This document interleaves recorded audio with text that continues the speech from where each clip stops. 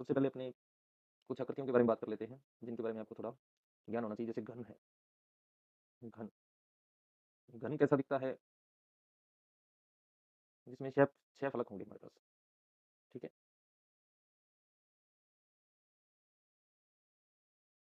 घन में कितने फलक होंगे? 6 फलक। और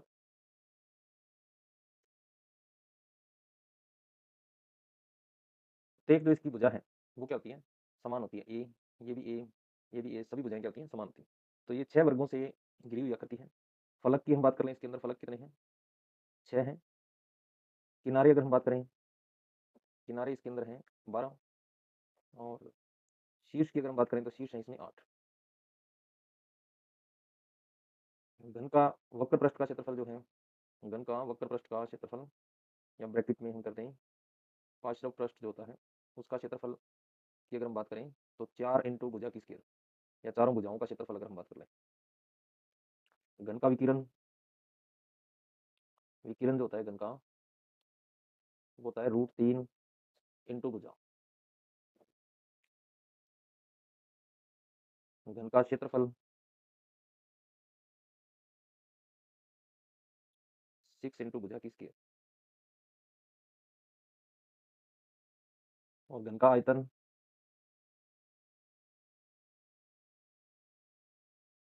भुजा की क्यूब, या हम कह दें भुजा इंटू भुजा इंटू भुजा, या भुजा की क्यूब भी आप कह सकते हैं।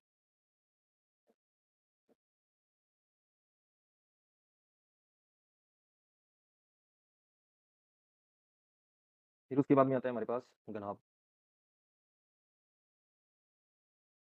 इसमें 6 आयत लगे होते हैं।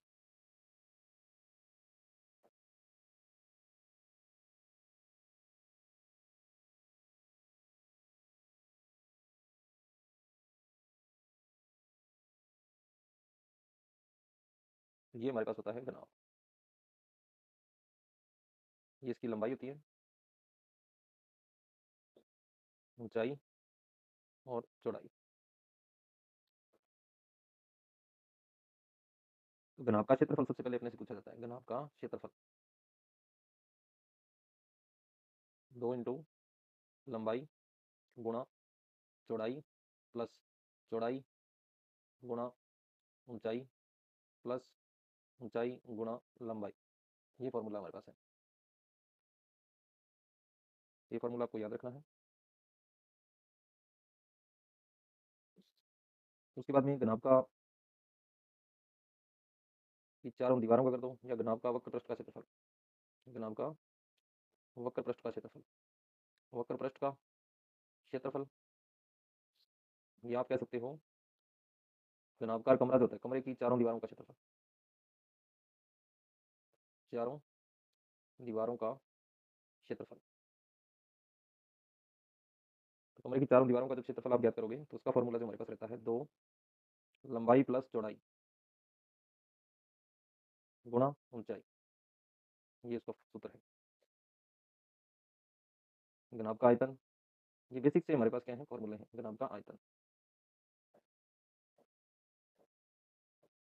लंबाई गुणा चौड़ाई गुणा ऊंचाई। घनाभ का विकिरण अगर अपने से पूछ ले,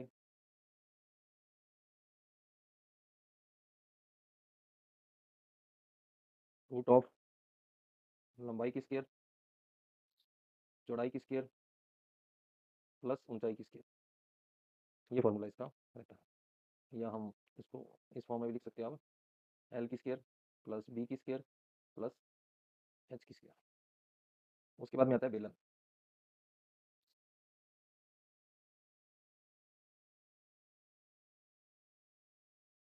बेलन जो होता है वो इस प्रकार का रहता है हमारे पास।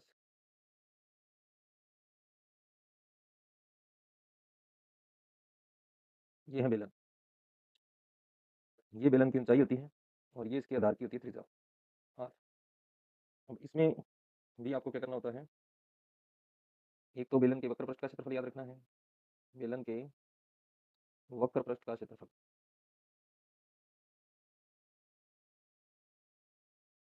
ये होता है हमारे पास 2 पाई आर एच।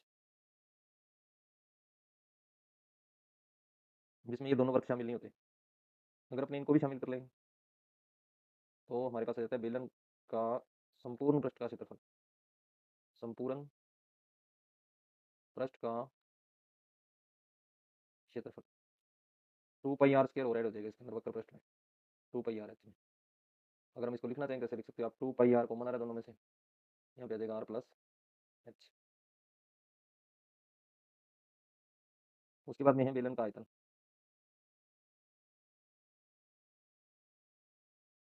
बेलन के आयतन की अगर हम बात करें तो वो होता है πr²h। ये बेलन का आयतन रहता है। उसके बाद में जो आकृति हमारे पास है वो है शंकु। शंकु जोकर की टोपी अगर आपने देखी हो तो उसके जैसा आकार होता है इसका। एक सर्किल लगा होता है नीचे से, यहाँ पे एक रहता है शीर्ष,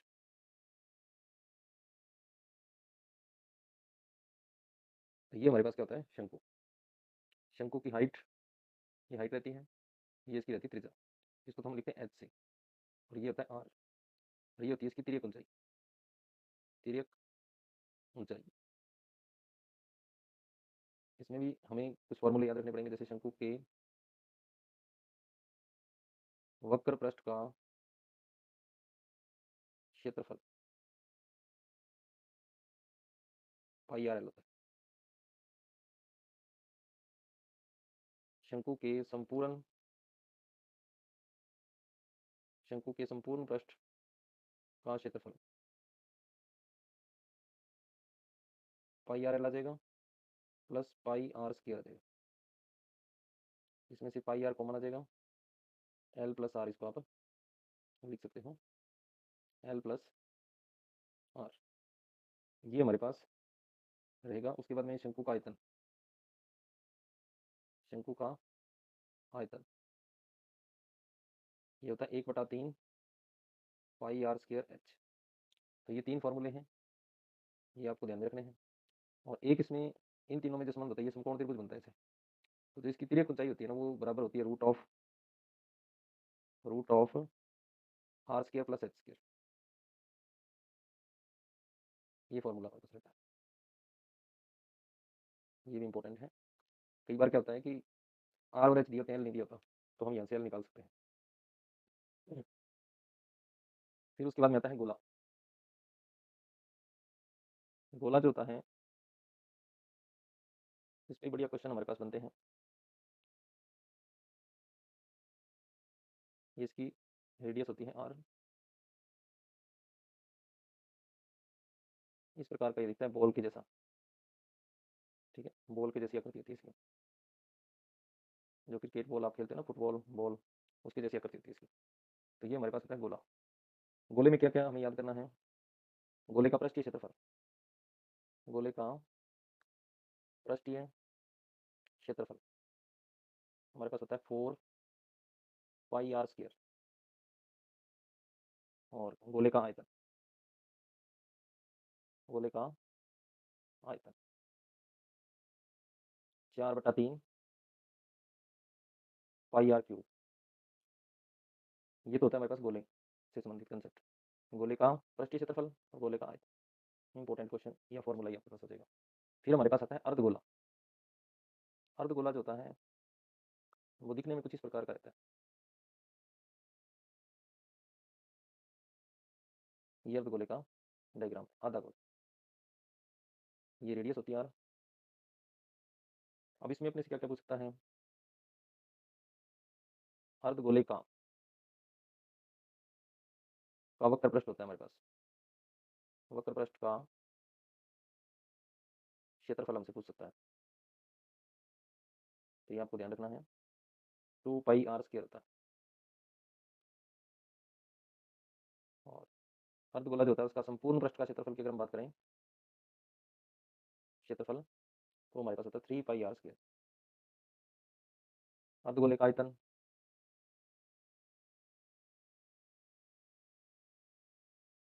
अर्धगोले का जो आयतन होता है वो हमारे पास होता है 2/3 πr³। अब कुछ इकाइयाँ भी आपको याद रखनी है, जैसे 1 लीटर है, 1 लीटर में 1000 घन सेंटीमीटर होता है, घन सेंटीमीटर। दूसरा, 1 घन मीटर अगर आपके पास है तो वो बराबर होता है 1000 लीटर।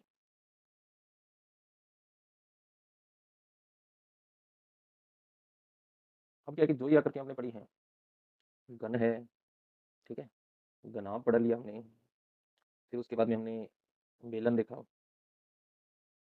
शंकु, गोला, अर्धगोला।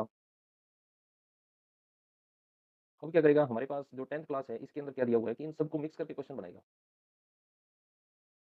मिक्स करके हमारे पास क्या आएगा, मिक्स क्वेश्चन आएगा इसका। तो हमें इन सबके क्षेत्रफल, आयतन, सबके बारे में ध्यान रखना है ताकि हमारा जो क्वेश्चन है वो सही हो जाए। ऑब्जेक्टिव टाइप क्वेश्चन हो सकता है आपसे सीधा पूछ लिया जाए, फॉर्मूला बेस्ड पूछ लिया जाए, तो आप सीधा भी निकाल सकते हो इसको।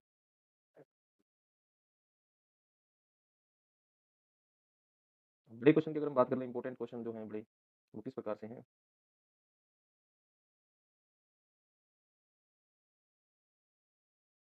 जैसे क्वेश्चन की अगर हम बात करें, बड़े क्वेश्चन की, छोटे क्वेश्चन तो फॉर्मूला बेस्ड हैं, उनसे हो जाएंगे, लेकिन बड़े क्वेश्चन के अंदर अपने को जैसे एक कैप्सूल दे दिया उसने, बेलनाकार कैप्सूल।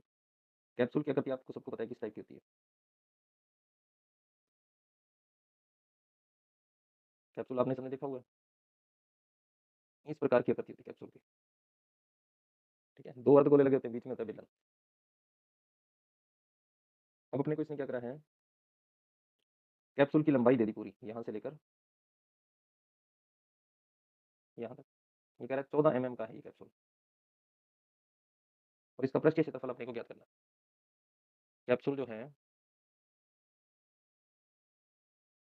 कैप्सूल की लंबाई दी हुई है क्वेश्चन में 14 mm, और इसका कैप्सूल का हमें क्या निकालना है, पृष्ठीय क्षेत्रफल निकालना है। क्या निकालना है, पृष्ठीय क्षेत्रफल, ये हमें ज्ञात करना है। तो देखो, एक तो इसके अंदर लगा हुआ बेलन, ये वाला, ये तो है बेलन, इतना तो, ये बेलन है इसके अंदर, ठीक है। और ये जो दो पार्ट हैं इसके, ये वाला, ये है अर्धगोला, और इधर वाली साइड भी क्या लगा हुआ है, अर्धगोला लगा हुआ है। तो हमें इसमें मिक्स फार्मूला चाहिए, सीधा एक फार्मूला नहीं लगेगा। तो यहाँ तो ये बेलन का देखो वक्र पृष्ठ यूज हो रहा है, तो आप लिखोगे जब यहाँ पे कैप्सूल का पृष्ठीय क्षेत्रफल, जब आप ज्ञात करोगे तो आपके पास क्या क्या चाहिए आपको, एक तो बेलनाकार भाग जो है, बेलनाकार भाग का वक्र पृष्ठीय क्षेत्रफल, ठीक है।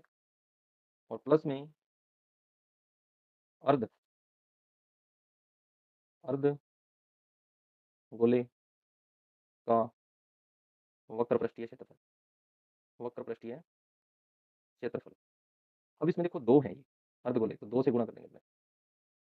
तो देखो बेलनाकार भाग जो होता है उसका आ जाएगा pi R square, sorry, 2 pi R H. बेलनाकार का हमारे पास क्या होता है, 2 पाई आर एच, प्लस जो अर्धगोला होता है उसका वक्र पृष्ठीय होता है 2 पाई आर स्क्वायर। ये हमारे पास फॉर्मूला आ गया। अब हमें क्या चाहिए, एक तो एच चाहिए और एक चाहिए आर। अगर ये दोनों चीज़ हमें मिल जाए तो हमारा ये क्वेश्चन हो जाएगा। एक तो आपके पास 2 पाई कॉमन आ रहा है, एक आर कॉमन आ रहा है, तो आपके पास एच प्लस 2 आर, ये फॉर्मूला बन गया। यानी कि एक तो आप एच ले आओ, एच इतनी सी होगी, ठीक है। आर ये वाली हो जाएगी, ये जो बच गई आर है, इधर से भी आर है, और इसकी रेडियस जो है वो भी क्या है, आर है। तो आर आप ऐसे निकाल सकते हो। तो अगर आप देखो तो आपके पास एच प्लस आर फिर प्लस आर बराबर कितना है, 14 mm, है ना, 14 mm। यानी कि एच प्लस 2 आर तो आपके पास कितना है, 14 mm है ही। लेकिन हमें यहाँ से क्या चाहिए, आर की वैल्यू और चाहिए।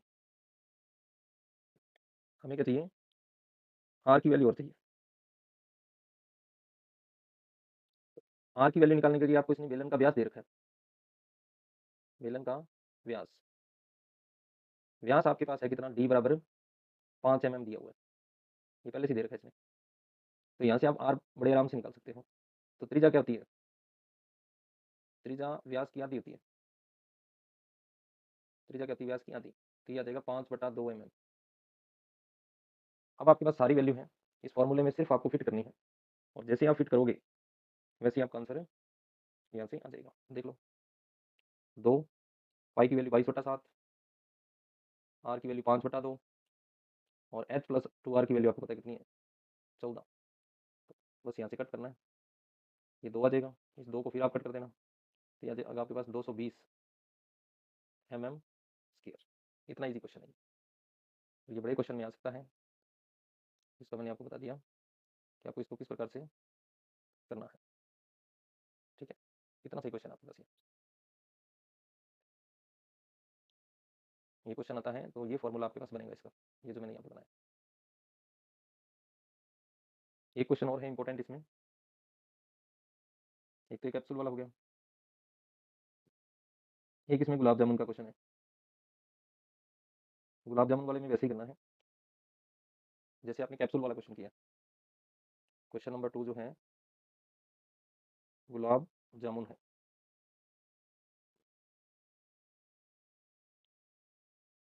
गुलाब जामुन भी हमें कैसा दिया हुआ है? इसी आकृति का दिया हुआ है जो मैंने अभी आपको कराया।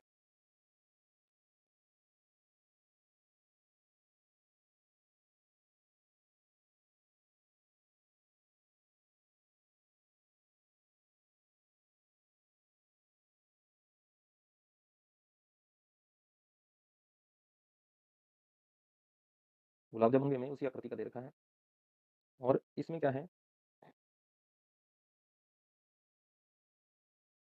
45 गुलाब जामुन है एक चाशनी के अंदर, और प्रत्येक गुलाब जामुन एक बेलनाकार आकार का है, जिसमें दोनों सिरे अर्धगोले हैं तथा उसकी लंबाई 5 सेंटीमीटर और व्यास दिया हुआ है। एक तो इसकी लंबाई दे रखी है इसने, कितनी? 5 सेंटीमीटर, और एक इसका व्यास दे रखा है। व्यास हमारे पास कितना है? 2.8 सेंटीमीटर, ये हमें गिवन कर रखा है इसने। अब हम क्या करेंगे, इसका आयतन निकाल लेंगे। तो गुलाब जामुन जो है, गुलाब जामुन का आयतन,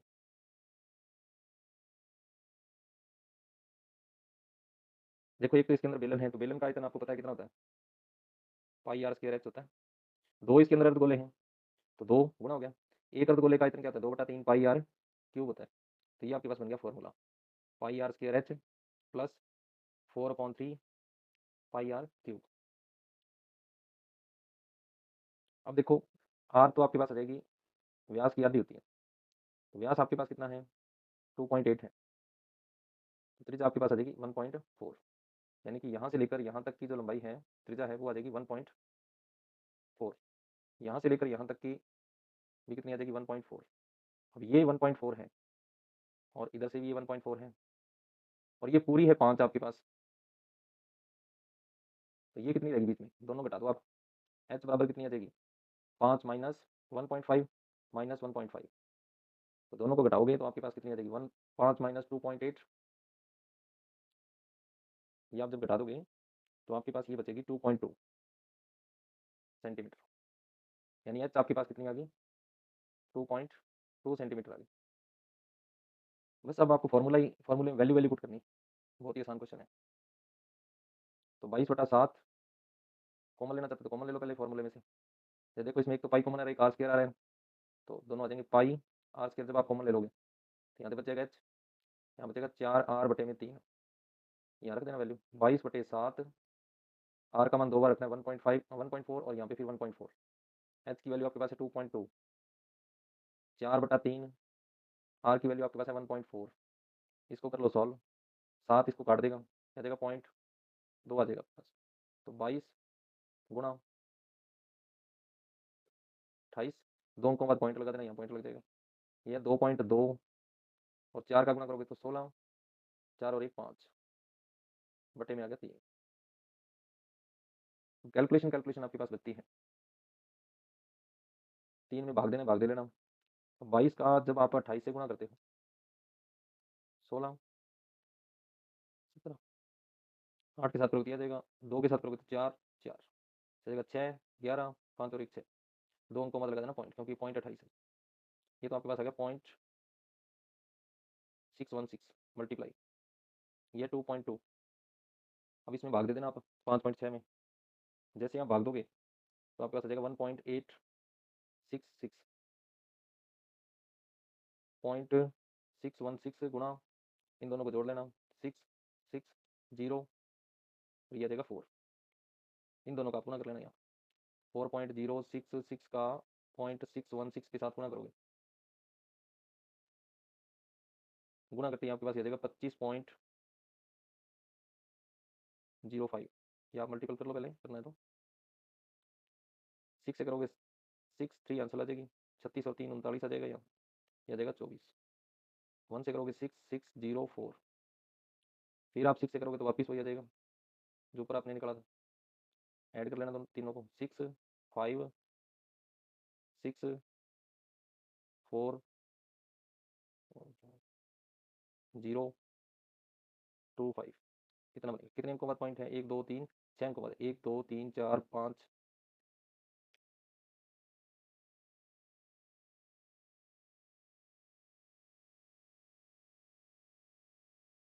ये यहाँ पे 2 अंकों बाद है, इसका पॉइंट है ना ये वाला, ये है 2 अंकों बाद।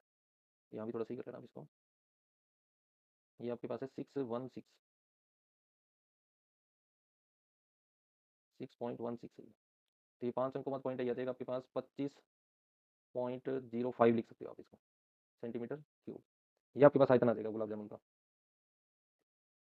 एक गुलाब जामुन का आपने आयतन निकाल लिया, तो 45 गुलाब जामुन का आयतन कितना हो जाएगा, 45 गुलाब जामुन का आयतन 45 से गुणा कर देना, 45 गुणा 25.05 से मल्टीप्लाई करोगे तो ये आपके पास टोटल आंसर आ जाएगा इसका 1127.25 सेंटीमीटर क्यूब। चीनी की चाशनी का आयतन जो है अपने को दिया हुआ है 30% इसका। चीनी की चाशनी, चीनी की चाशनी का आयतन कितना है इसका, 30% है। 45 गुलाब जामुन के आयतन का 30%, 30/100, 30% का मतलब ये होता है। तो ये हमारे पास आ जाएगा, मल्टीप्लाई वगैरह करोगे तो आप 338.17 सेंटीमीटर क्यूब, या लगभग की अगर आप करो तो 338 सेंटीमीटर क्यूब आ जाएगा।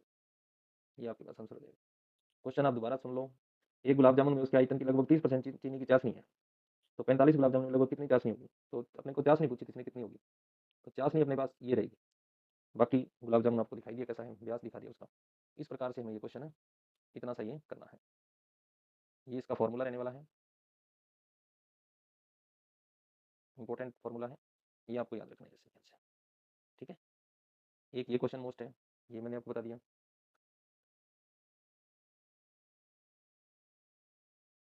एक क्वेश्चन मैं आपको और करवा देता हूँ निम्नात्मक इसका। एक गोलाकार कांच के बर्तन की एक बेलन के आकार की गर्दन है। आपको कांच का बर्तन है और एक बेलन के आकार की इसकी गर्दन है, जिसकी लंबाई 8 सेंटीमीटर और व्यास 2 सेंटीमीटर, जबकि गोलाकार भाग का व्यास जो है वो 8.5 सेंटीमीटर है। इसमें भरे जा सकने वाले पानी का आयतन आपको बताना है। तो ये तो बहुत ही ईजी क्वेश्चन है आपके लिए कि एक तो आपके पास क्या है इस क्वेश्चन में, क्वेश्चन नंबर 3 है, एक तो आपको दिया हुआ है गोला, ठीक है, एक तो आपको दे रखा है गोला ऐसे, और उसकी गर्दन है ये जो बेलनाकार है, ठीक है। तो एक तो ये गोला है, इसका आयतन निकालना आपको, और एक इस बेलन का, तो इस पूरे बर्तन का आयतन आ जाएगा। बर्तन का आयतन क्या हो जाएगा, गोले का आयतन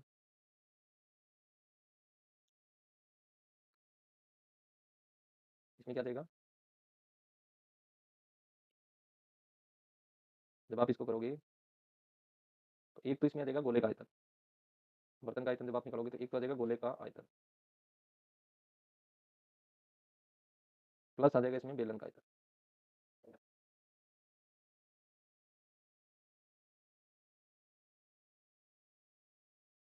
तो गोले का आयतन आप जानते हो कितना होता है, 4/3 पाई आर क्यूब, और बेलन का आयतन भी आप जानते हो पाई आर स्क्वायर एच होता है।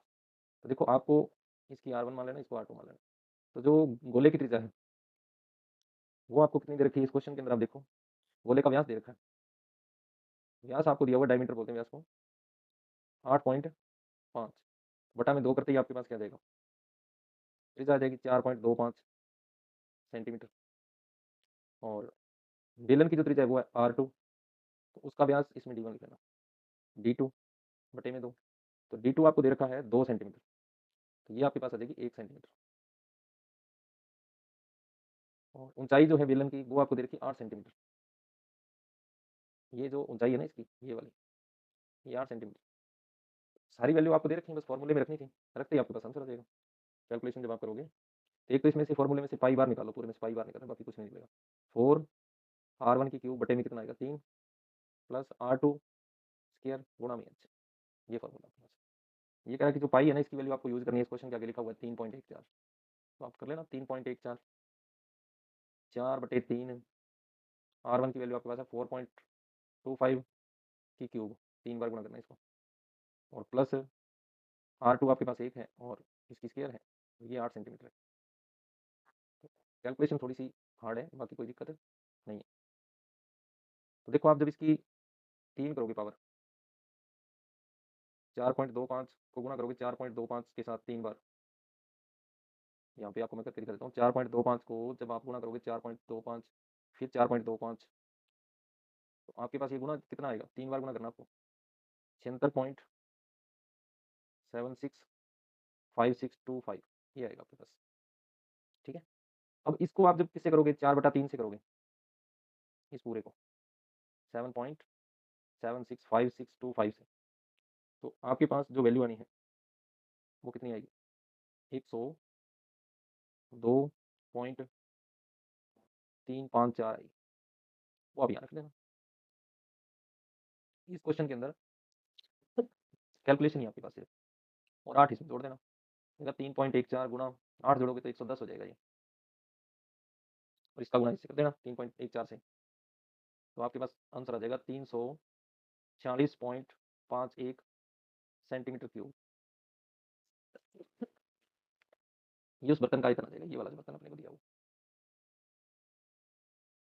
इसमें एक तो गोला लगा हुआ, तो गोले का आयतन है, एक बेलन का आयतन, इसमें व्यास दे रखे हैं दोनों के, तो त्रिज्या 2 से भाग देकर निकाल लेना दोनों। तो इस प्रकार से क्वेश्चन आपके पास आ सकता है, बाकी छोटे छोटे क्वेश्चन है वो आप कर ही लोगे। ठीक है।